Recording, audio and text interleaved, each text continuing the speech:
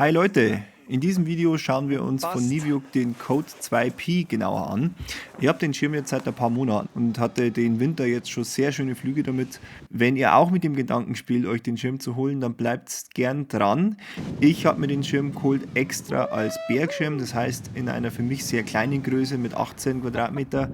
Das heißt, bei mir ist es der Schirm hauptsächlich, wenn es ums Runterkommen geht, dass man sich den Abstieg von irgendwas sparen kann.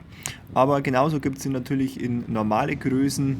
Dafür ist der Schirm eben auch von A bis C zertifiziert. Und meine Eindrücke fasse ich hier in diesem Video zusammen. Also er fühlt sich wirklich, das, dass man immer sagt, ja, die kleinen Schirme sind so hibbelig und alles, ist bei dem jetzt null. Also selbst wenn ich jetzt einmal Rollen provoziere und jetzt mache ich gar nichts mehr.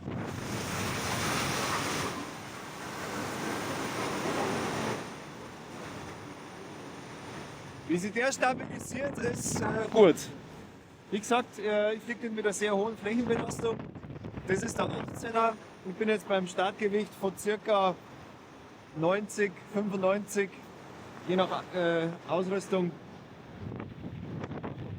Aber ja, kein Problem.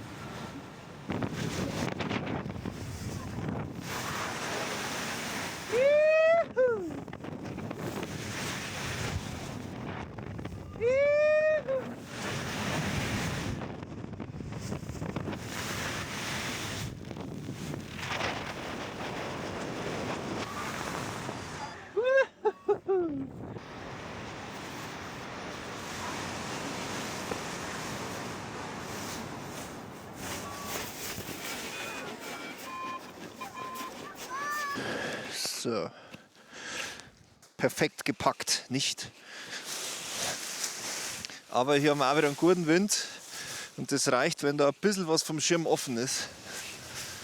Je kleiner und leichter der Schirm ist sowieso. Mittig vom Schirm was offen ist natürlich. Dann kann man sich den schön füllen.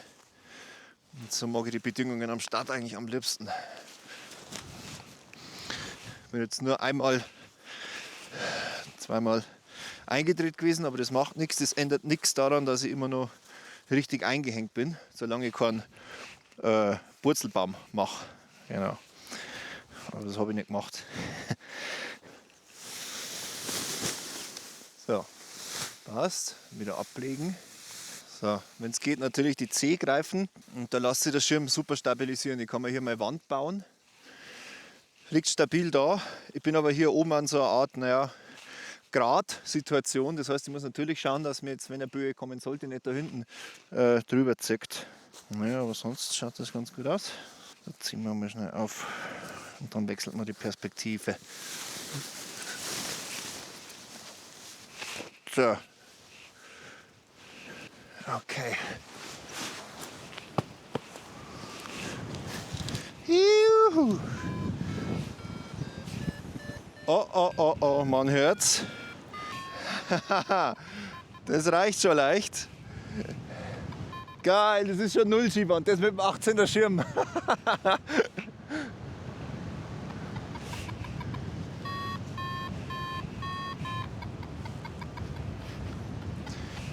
Also ich habe mein Vario so eingestellt, sobald quasi ich besser unterwegs bin als Eigensinken, gackert es und dieser Ganzton, den man jetzt hört, das ist quasi tatsächlich Steigen. Das ist tatsächlich mindestens 0,0 Meter plus. Geil. Also ich habe den jetzt hier schon gut angebremst auf Zug. Mega. Ui, da geht's gut hoch bei dem.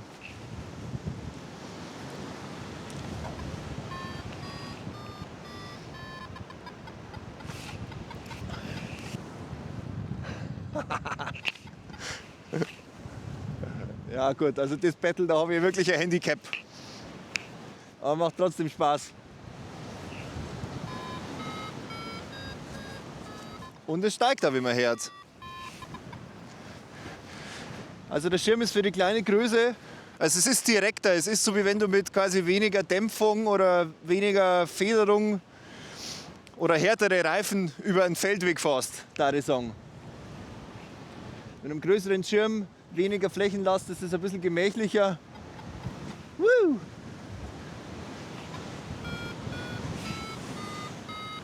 Und hier reagiert halt alles direkter und auch entsprechend schneller dann irgendwann.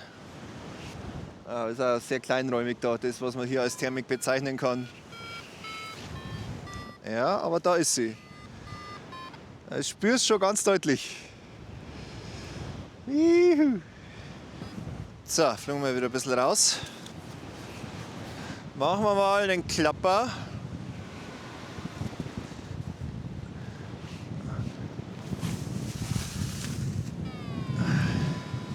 Ja. Dreht nicht sehr weit weg. Und nochmal.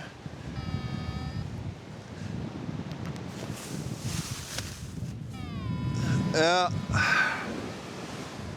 Das sind so keine 90 Grad.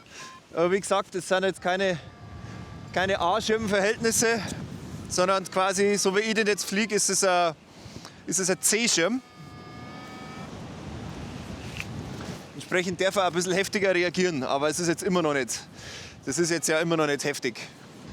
Probieren wir mal einen Frontklapper.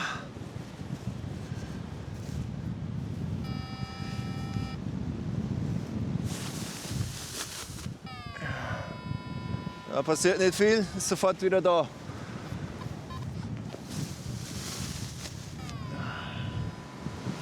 Woohoo! Okay. Also es fühlt sich sehr sicher an, es ist natürlich sehr viel Druck im Segel, das verleiht einem einfach nochmal so ein sattes Gefühl.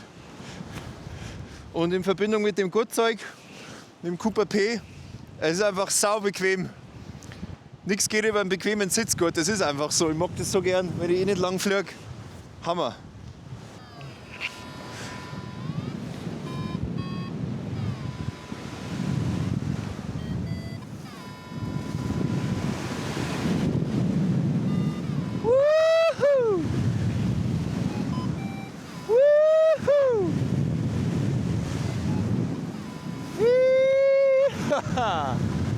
Fühlt sich ja hier super an. Und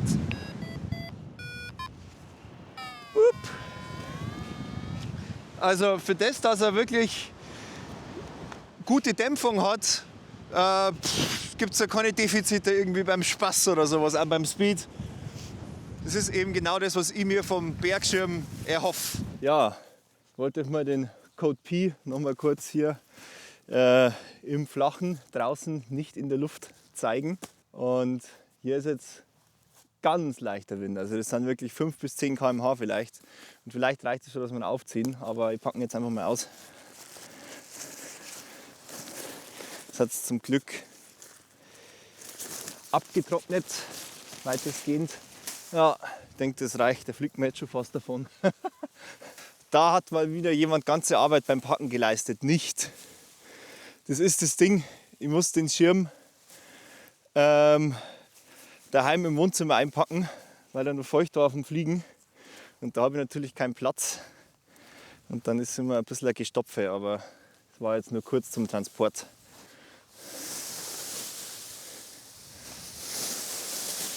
Also dass der Wind reicht, das ist echt, und wie? Das ist Wahnsinn. Und finde ich halt eins der faszinierenden Sachen an so einem ultraleichten Schirm. Ja, Wahnsinn, hey. Das sind jetzt wirklich, ich würde mal sagen, vielleicht 10 km/h, das habe ich ungefähr im Gefühl. Und da ist ein Druck drin. Mega. Kann ich euch gleich beim Händeln auch noch ein paar Sachen zeigen. Perfekt. Mal aufpassen, dass man nicht aushebt. Sie wollten ja eigentlich nur kurz füllen. So. Legen wir nochmal ab. Dann holen wir schnell mal Gurtzeug. Gurtzeug schnell in Handling-Modus. Da diesen Bürzel aufmachen, das trennt quasi die Beine. Dann hat man beim Händeln mehr Spielraum, mehr Freiraum. So, jetzt ist es hier quasi auseinander. Gut. Ich hänge immer den Beschleuniger ein, Warum nicht? Wenn die Monsterablösung kommt und ich fliege weg, brauche den Speed. Na Schmarrn, das hängt da einfach nicht rum. Warum nicht? Wenn ich mir einhänge, dann ganz. Fertig. Gut, schauen wir mal, ob der Wind immer noch reicht.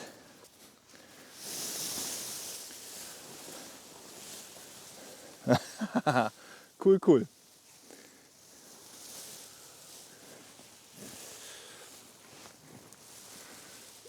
So, ich habe die Perspektive, taugt halbwegs. Ja, perfekt, hey.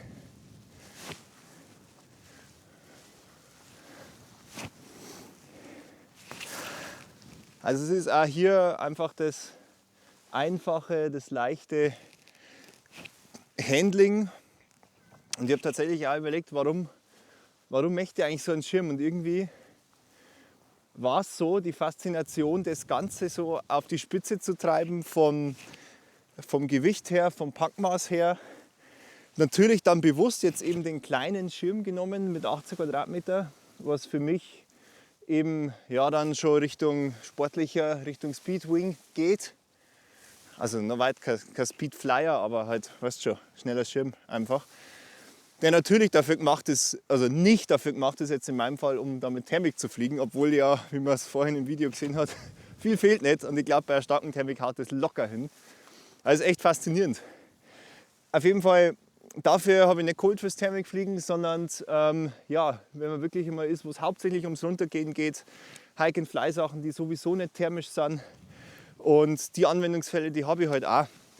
Und dafür einfach dann den perfekten Schirm zu haben, haben wir gedacht, das gönne ich mir jetzt halt. Und dafür halt auch das Gurtzeug, mit dem ich genauso flexibel bin, weil es ja modular ist und sowieso sehr leicht. Wahnsinn, es ist fast überhaupt gar kein Wind und es geht. Ganz easy. Hammer. Das macht Bock. Ziehen wir mal einen Klapper oder Ohr.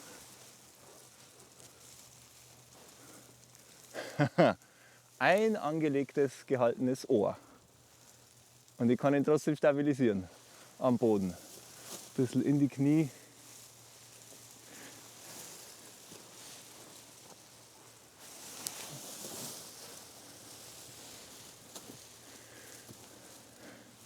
Eben, ja, ich denke zum Schirm, zum Aufbau, es ist ja eben ein Dreiliner. Ich kann hier genauso an die C-Ebene hingreifen, wie ich es gewohnt bin. Da ist kein Umlenker zwischen B und C drin. Ja, in einer normalen, anständigen Größe ist es ja ein A-Schirm, der viel in der Schulung verwendet wird.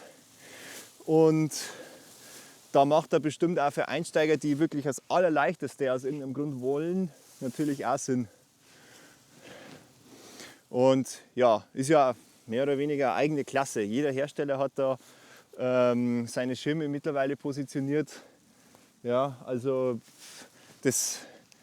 man kennt es, das ist vergleichbar mit dem For Advanced, der Pi, jetzt ja Pi ULS oder vorher der Pi 3. Habe ich auch schon mal gehabt. Air Design Susi. Die ganzen Sachen gibt es eben bewusst. Das sind jetzt die, die mir halt aus dem Stegreif da mal einfallen. Ja, und was eben wichtig ist, wenn man jetzt eben an einem Startplatz ist, wo viel Wind oder schlechte Bedingungen sind, dass man den Schirm halt gut handeln und kontrollieren kann. Weil man ja wahrscheinlich an einem anspruchsvolleren Startplatz ist, dass das Ganze möglichst erleichtert wird durch den Schirm. Ich habe den jetzt hier gefüllt, so ein bisschen meine Mauer gebaut, Bremsen in der Hand. Wenn ich jetzt einfach nur Zug drauf gebe über die Hüfte, ich habe sonst nichts in der Hand, nur die Bremse, nur Zug, kommt der. Ja. Ich brauche eigentlich gar keine Leinen mehr nehmen, sondern kann er gut kontrollieren. Aber auch wenn ich merke, hey, es ist nichts, ich bringe ihn wieder runter. Zur Not bleibe ich einfach an meine C, das ist sowieso immer gut. Dann bleibt der Schirm unten und fertig. Wenn ich jetzt einmal noch ein bisschen einen stärkeren Wind habe, dann könnt ihr noch eins probieren, was man bei Startplätzen machen kann, wo überhaupt kein Platz ist, mehr oder weniger. Es gibt die Möglichkeit des sogenannten Wurfstarts. Ich probiere es jetzt mal.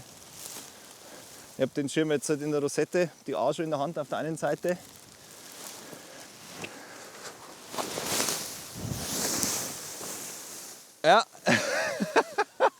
Es ist null Wind und es funktioniert. Normal hätte er dann die Ohren auch gleich aufgemacht, aber ja, ich denke, das zählt schon halb. Einmal probiere ich es noch. Also Wurfstart bei fast keinem Wind, das ist schon nicht schlecht. Natürlich auch durch die relativ kurzen Leinen geht es nochmal eher.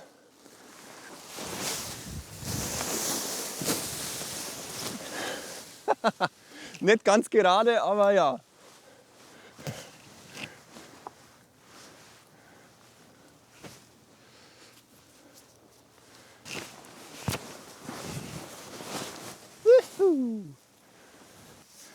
Und ansonsten startet der eigentlich fast von selber.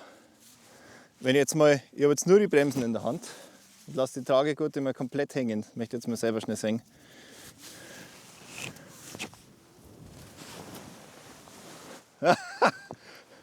Ist er schon da. Ich habe jetzt nicht hingeschaut, fühle aber, er ist da und ja, da ist er. Ich habe jetzt gar nichts in der Hand gehabt. Er startet echt gut.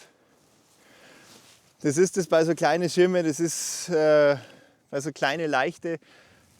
Das ist halt was, was ich in manchen Situationen einfach haben möchte. Und je gestreckter, je aufwendiger der Schirm, desto aufwendiger kann auch der Start werden. Ich kann die ganze Zeit jetzt da stehen, das ist mega.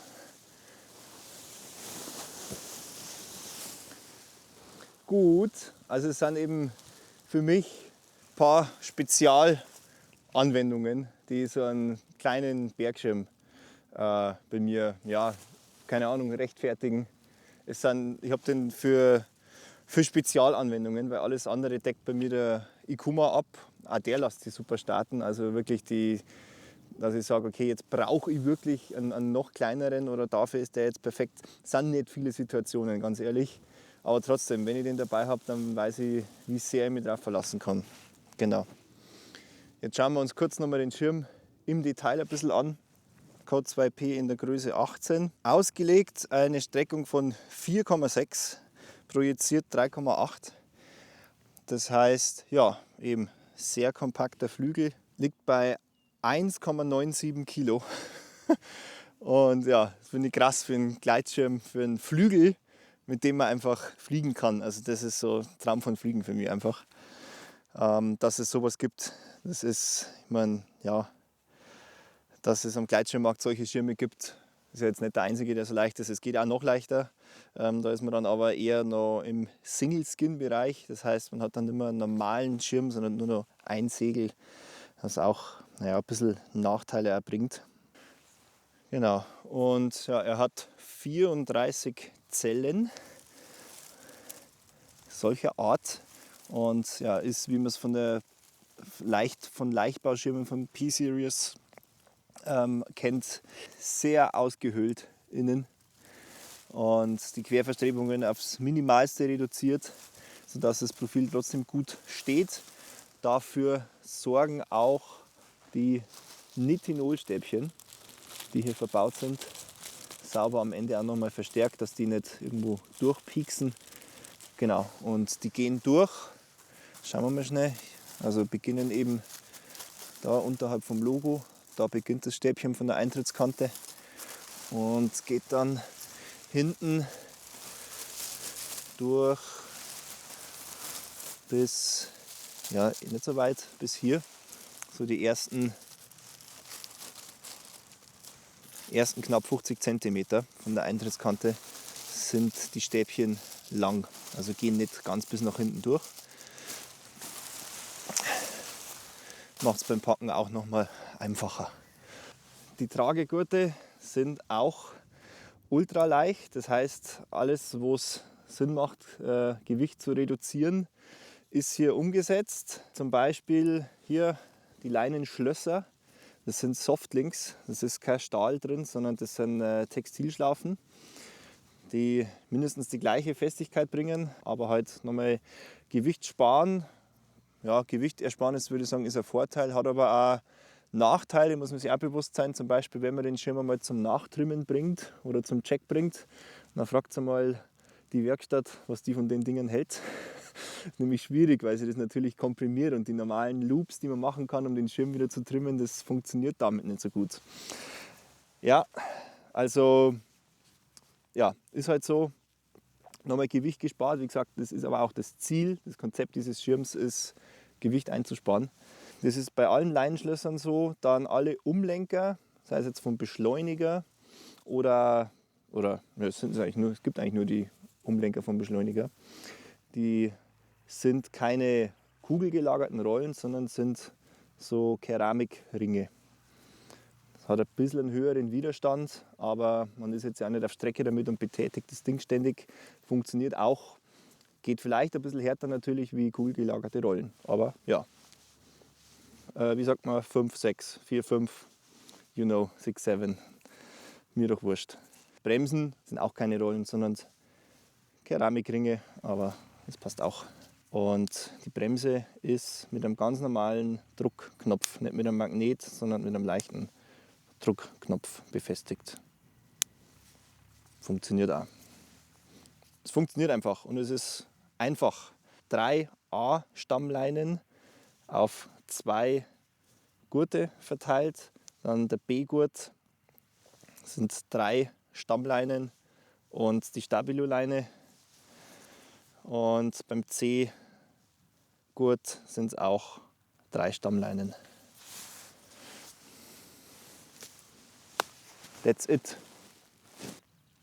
Also macht Spaß das Ding und ich freue mich jetzt halt in der Saison. Ich habe ein paar Ideen, wo ich den Schirm wirklich brauchen kann, wo es auf sowas ankommt, auf Gewicht und Packmaß, und da freue ich mich schon richtig drauf.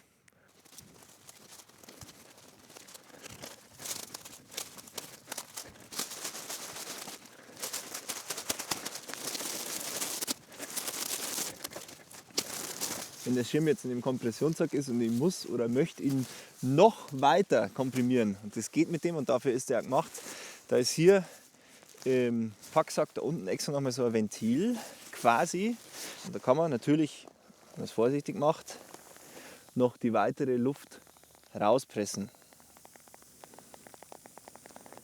Natürlich muss man da sehr behutsam vorgehen, weil das Schirmtuch ja sehr dicht ist, logischerweise, wie bei jedem Schirm, und die Luft nur sehr langsam dann entweicht. Aber das, was dann noch in den Packsack reingeht, kann man halt dann ganz gut da unten noch rauslassen und ja, beliebig den Schirm noch weiter komprimieren. Das ist aber was für Spezialanwendungen, würde ich sagen. Und dann kann ich eben hier verschließen. Zack. Kann sagen, okay, passt jetzt. Man sieht schon, das ist jetzt fast wie so ein Vakuumbeutel dadurch. Dadurch habe ich jetzt halt nochmal ein paar Liter rausgepresst. Das mache ich eigentlich nie, weil so ein Platzproblem habe ich selten. Aber wenn ich mal irgendwo bin, dann ist es sehr gut zu wissen, dass das gehen würde. Und ja, ist einfach faszinierend sowas. Genau. Danke fürs Einschalten. Ich hoffe, das hat euch was gebracht. Wie immer, falls ihr meinen Kanal noch nicht abonniert habt, dann klickt gern auf Abonnieren. Und wenn ihr weitere Fragen habt, schreibt es gerne in die Kommentare. Dann kann ich es in einem der nächsten Videos gerne mal behandeln und vielleicht auch gleich in der Luft durchchecken. Ich weiß, es war jetzt kein vollumfänglicher Check, kein vollumfängliches Test-Extremflugmanöver-Video, wie auch immer. Aber ja, passt. Bis zum nächsten Mal. Servus.